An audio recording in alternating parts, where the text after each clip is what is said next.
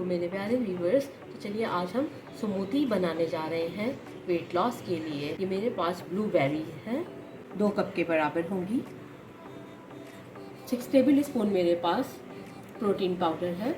Oats लिए हैं मैंने 6 टेबल स्पून।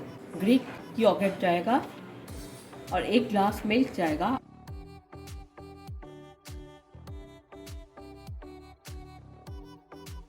बिस्मिल्लाहिर्रहमानिर्रहीम। चलिए बनाना शुरू करते हैं।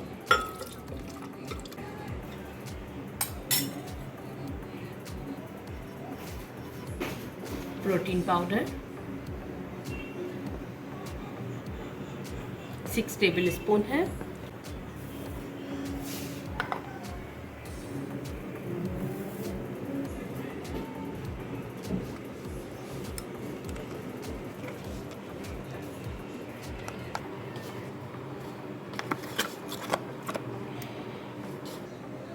अब इसमें डाल देंगे आलमंड मिल्क।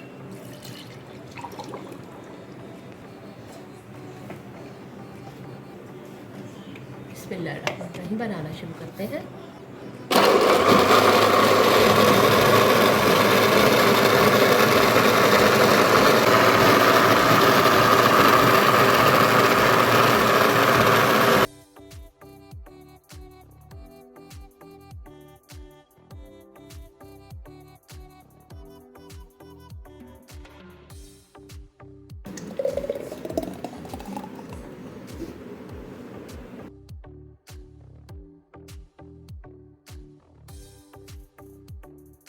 ज़रूर ट्राई कीजिएगा।